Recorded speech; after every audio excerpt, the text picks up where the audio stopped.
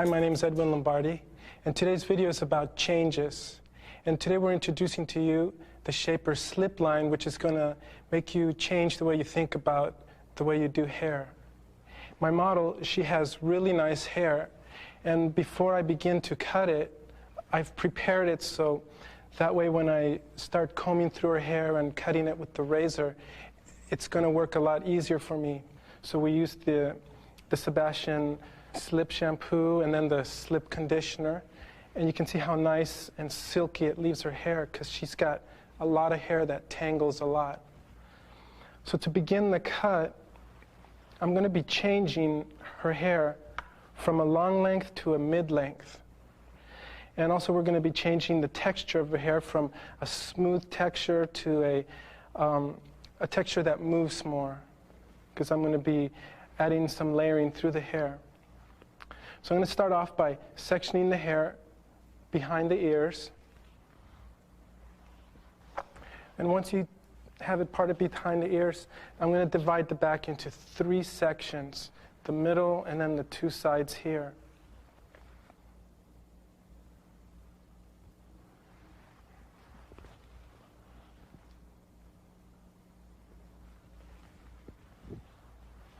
So now what you have to do is decide where you want to cut your first guideline.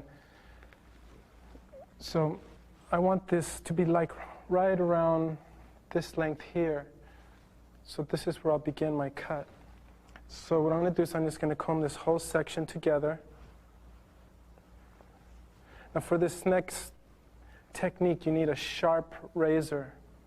And the razor that I'm going to be using is called the blade.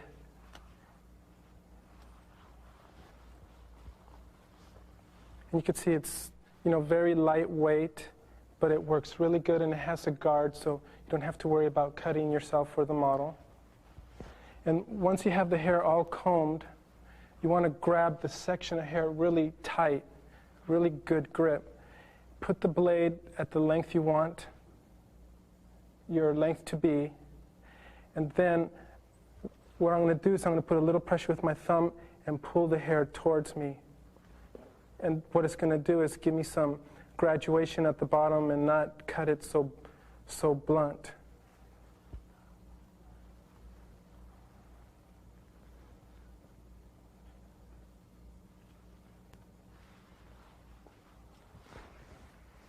Okay, so this is my first section.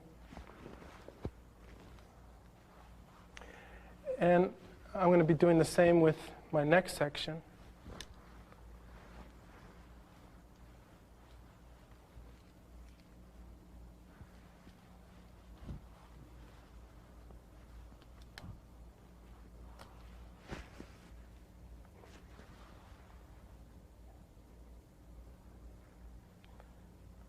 See, I'm putting pressure, and I'm just pulling the hair out towards me until it's cut. You can see how simple that was. And see, I'm not looking for a blunt edge, but I want to blunt off the bottom, because last season we were doing more softer and wispier cuts, and now we're starting to bring back a little bit more of a structure and form to the hair. So I don't want it completely blunt, but I do want it blunter than we were doing in the past.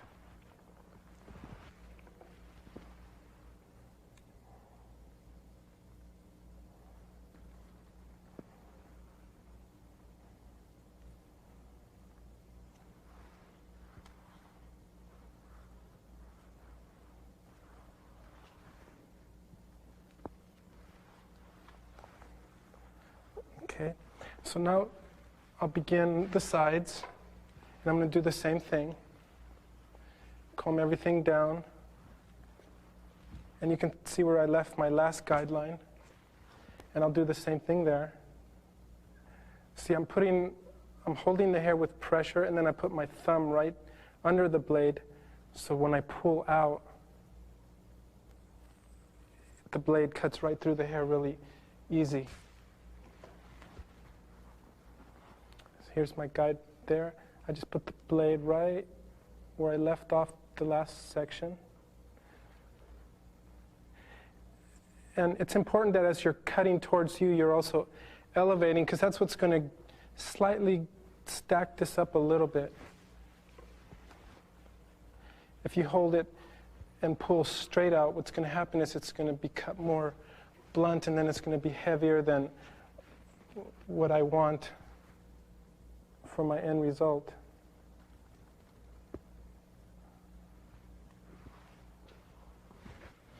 Okay, so I've cut the first part of my perimeter, and afterwards I'll go and check it. If there happens to be any little hairs that are loose, then I'll just go in and just clean those up. But now I'm going to move on to my front section. And you can see one side's a little bit longer here. That's okay, because I'm going to cut the bangs, and then afterwards, when I cut this front area here, I'll make both sides a little more even. But even if it's asymmetrical, this haircut looks good, asymmetrical or symmetrical. And I'm going to be using the same technique on the bangs that I did with the sides. Now, what you want to do is start with the center and decide where you want your bangs to be.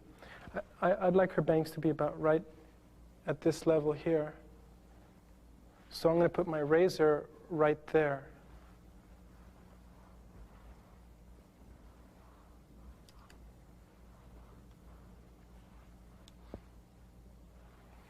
Comb the bangs down, place the razor where you want your length, put a little pressure, and then with the thumb,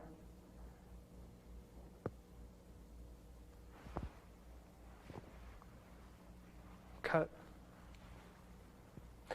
I'm going to take her bangs back a little bit further.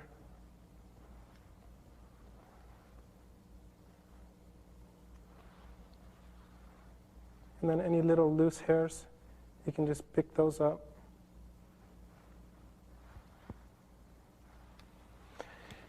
And then comb all this down.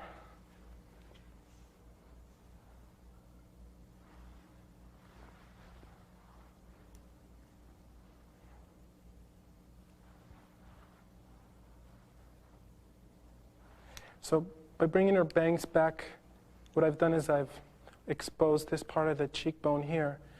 And that was the reason why I chose to take them back a little bit farther on my model. It's really simple. And even if you just wanted to leave the haircut like this, this is finished. This could be one cut. Instead of having a blunt line, it's slightly rougher on the edges, and it'll move differently than a blunt cut. But I'm going to take it a step further. And I want to angle the front slightly shorter and getting longer towards the back. And I'm going to use like the corner of her mouth or lip as the guideline, because I want this piece to be long and curve around the cheekbone, and then my layering, my angle to come down here. And this time, instead of pulling out, I have to be a little bit more precise here. I'll just go ahead and just razor this way. And the nice thing about this razor, it's so sharp and safe that you can cut on the skin, and you don't have to worry that you're going to cut anybody.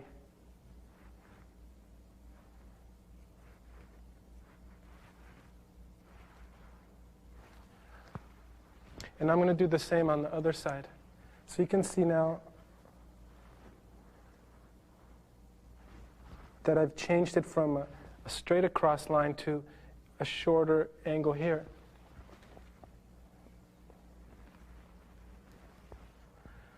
So I'm going to do the same on this side here.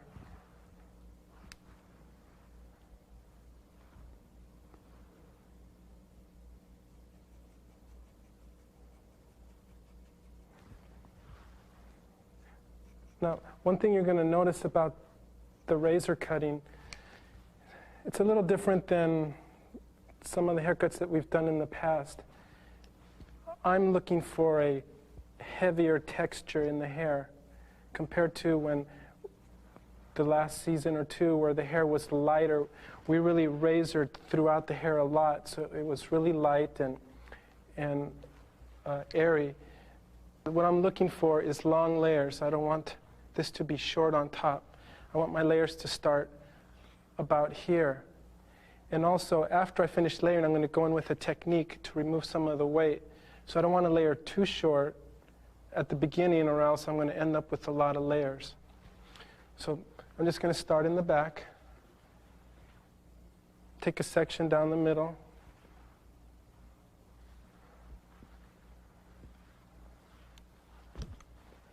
put her head more straight up and down. And I'm going to measure to see where I want my first layer to start. So if it's right there, when I hold it out, that's where I'm going to go in with my razor.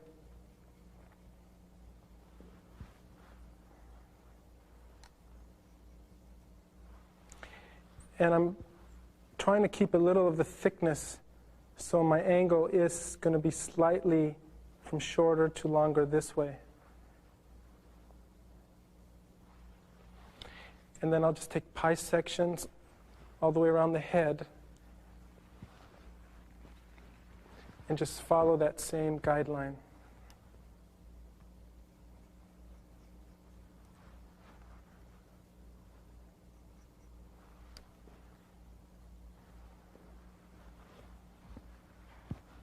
See, each time that I take the section, I'm holding the hair straight out from the head. I'm not over directing it to the back.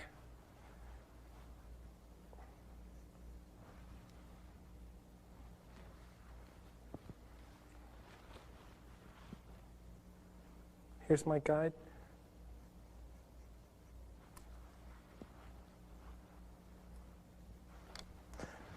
So now we can kind of check and see what's going on with the movement. Okay, that looks good there. So now that both sides are layered all the way around, you can see how, it's got nice soft movement, but my layers are still long. They're still a little blunter than what I want, so I'm going to finish it off with one more technique.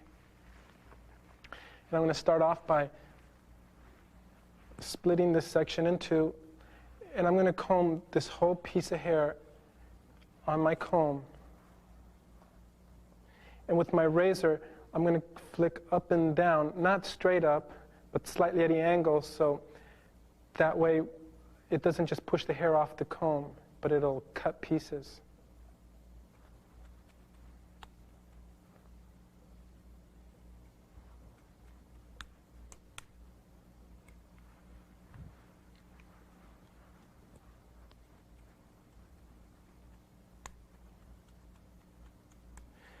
And what this is doing is just layering the ends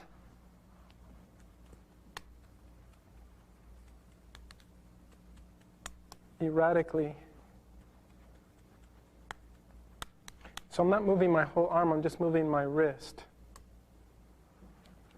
And then just look at the hair.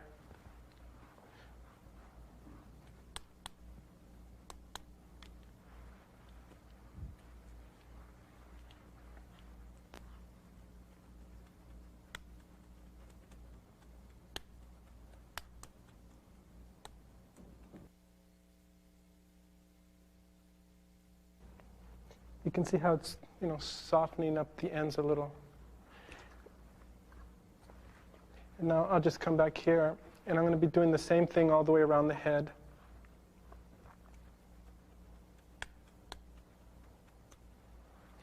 So now that I'm finished with the razoring, I'm going to begin by using the Shaper Slip Line Gel. And this is what I'm going to be using on my model. What's great about it is it's going to give her hair a nice volume and body, but also it's really clean. If you see it, it's transparent with a slight blue color to it. It's really slippery, and the reason it was made slippery is so when you put it through the hair, it'll spread real easy from roots to ends. Because the problems with a lot of gels is that if they're too sticky, the first place you touch, that's where it gets the stick, and then the ends don't get anything. So when I'm using it, I'm working from roots to ends, and if I feel my hands, they're still slippery, and that's what's so nice about this product. It spreads really good. And then the end result, it's going to give her hair real nice, soft volume. This gel doesn't get hard or crispy. It's great for hair that's curly. And if you put on naturally curly hair, it won't dry crispy. It has a nice, soft feel to it. This whole line is designed with a slip in it, and that's why it's called a slip line. So, work it through the hair, back and forth. And you can see how it's already just giving the hair a lift on its own without a blow dryer. Her hair, I could just leave it alone like this, and her hair looks really nice and full. But I'm going to go ahead and just blow dry it a little bit, and we'll take it from there.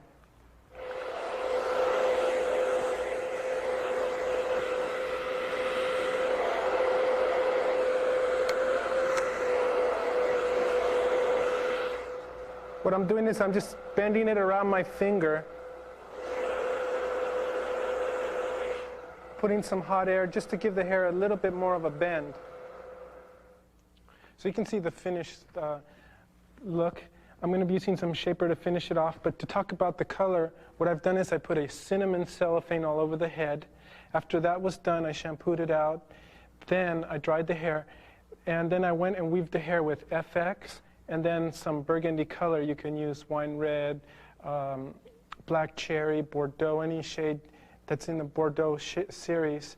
And the combination of orangey red and a burgundy red, it has a nice contrast to it, and it gives it this nice, rich color that you see, which is more of a burnt orange.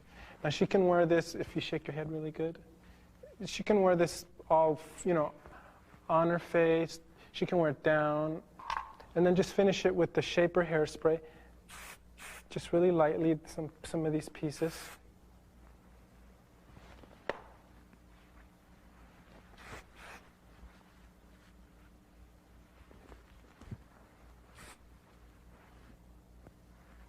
So you can see the finished look.